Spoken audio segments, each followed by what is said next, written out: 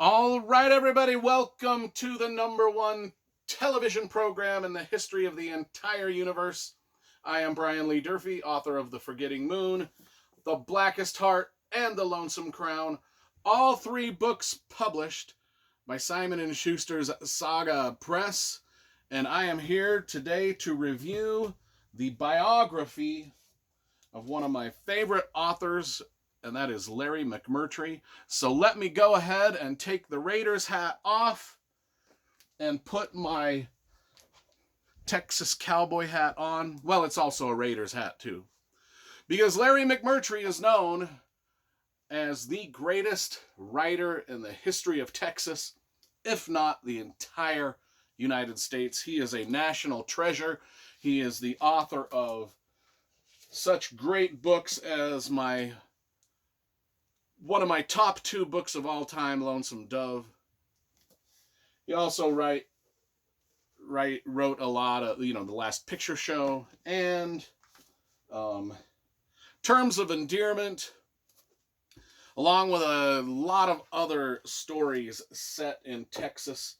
Probably 50 novels in all. Half of them about the Old West, the other half about the modern West. But that was Larry McMurtry, and this is his biography. Written by Tracy Doherty. I think it's Doherty. I think that's how it's spelled. And a very good biography, very well written it is. Let's talk about the cover first, because I love graphic design and cover illustration. It's a simple portrait of the author, probably in his middle ages. This guy got, as you read this book, this guy got a start real early in life writing really popular books, all up until he died, So the cover's good, it's elegant, does the man justice, and it looks professional and super cool anyway.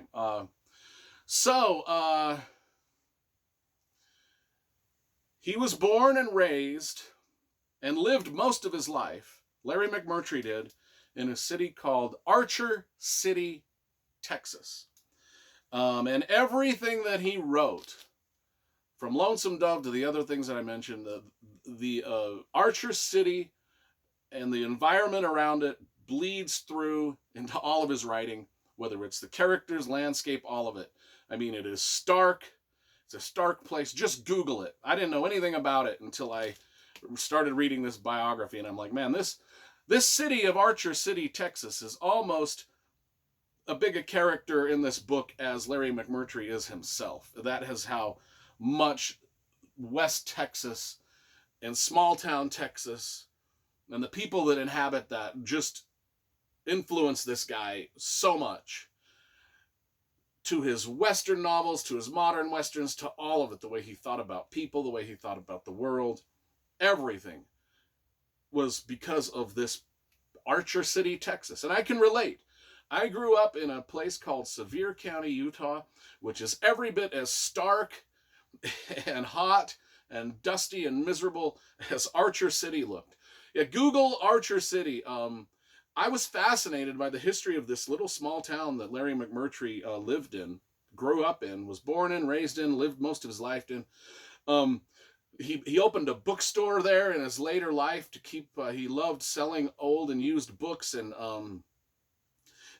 even the film version of The Last Picture Show, was actually filmed in Archer City. And I remember I've watched The Last Picture Show a few times, and I always did wonder, that's kind of basically a dead-end, stark-looking town they're filming this in. I wonder where it is. Well, now I found out. Archer City, Texas. So, as a youngster, Larry McMurtry, and I'm not going to go through his whole life. I'm just going to mention a few little highlights of the things that made an impression on me, because I'd like you to read this book and be surprised by the things that you learn within it. I don't want to tell you everything that's in here. But I did learn that as a youngster, he had a love for adventure novels. In fact, one of the first novels he ever found, he found in a rodeo fairground on the dirt in the parking lot. Trucks had been running over it, and he just picked up this book, and he wanted to take it home with him, and his dad was like, well, let's turn it into the Lost and Found. It was smashed, it was dusty, it was dirty. He pulled it out of the dirt, and his dad was like, well, let's take it into the Lost and Found. if nobody claims it in a couple months, I'll let you come back and get it. So he did. He waited the 2 months. Nobody claimed it. He came back, got it. It was one of the first novels he wrote. It was like kind of a true story of a little bit of history of Texas. And it just got him. He just loved adventure novels ever after that. And he collected them. He cherished them. He wanted to be a writer. He he went to college and he started writing. And his first novel he wrote at the age of 22, and it was Horsemen Pass By. And it was brilliant. I mean, people thought it was brilliant. And it's like one of those like young prodigies as he was, like, and people were like, did he just accidentally stumble onto this brilliant like story? And if you want to know, Horsemen Pass By was immediately made into a movie which starred Paul Newman, and it was called HUD. The movie was called HUD. So if you ever watch that movie, Horsemen Pass By, it's the same thing.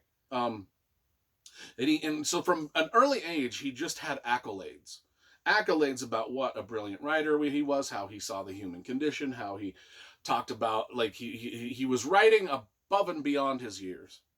And then he had his next book came out, which was pretty good. And then the third book came out, and people were like, well, maybe the first two were a fluke and yada yada, and people were like starting to doubt. But then he got on a roll, and he just started producing masterpiece after masterpiece. And all stemming from the success of that first book, and leading up to and into a career that Pulitzer Prize winning novels, I mean, look, right there on the cover it says Pulitzer Prize winning. And I'd say that there's a good 2 or 3 of his novels beyond Lonesome Dove that could be Pulitzer Prize, but they're all very literary. He is a literary writer, but with a very adventurous bent. Like, he writes adventure novels that are written as if they were literary novels. And if you've read Lonesome Dove or any of the sequels, you know. Now, a lot of the stuff like Terms of Endearment and The Last Picture Show and Horsemen Pass By, some of the other things, Texasville, Moving On, some of that other stuff is it's straight highbrow literary things, and I love it just for this.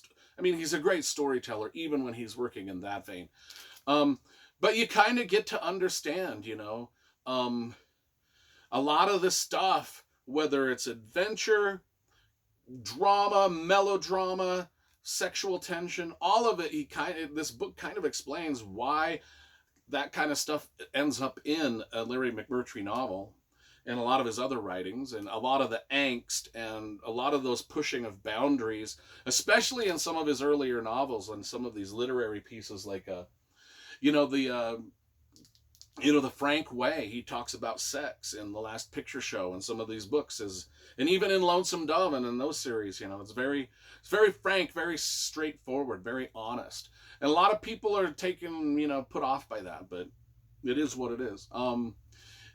I do think that later on in life, and one of the things that I really appreciated was the time spent on sort of each book that he wrote. There was just a little bit of a history behind each one of them. Even the more obscure ones, like Anything for Billy or the Barry Bender narratives, which people just thought was kind of like a Lonesome Dove, but like a slapstick comedy version of Lonesome Dove. And I never thought of the Barry Bender narratives as being that. I just thought they were cool Western novels. But I guess I can see the angle that some of the reviewers took, that, yeah, there was a lot of the funny parts of Lonesome Dove.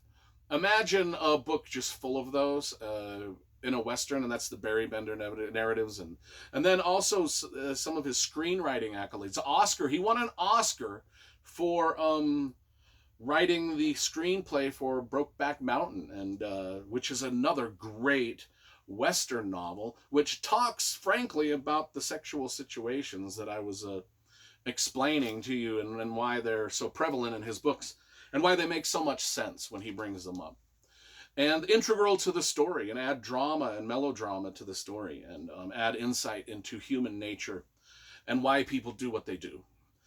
That is why I like Larry McMurtry, and there's a few things that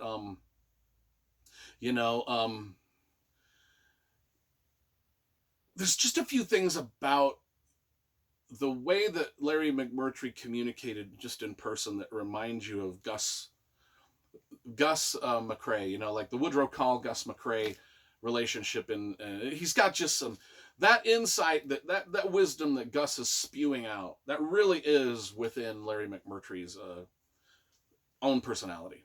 Anyway, I really quite enjoyed this biography. Just came out of about a week ago, so it's brand new out there. So if you want to get it, I give it a 9 out of 10 stars. It's just damn good.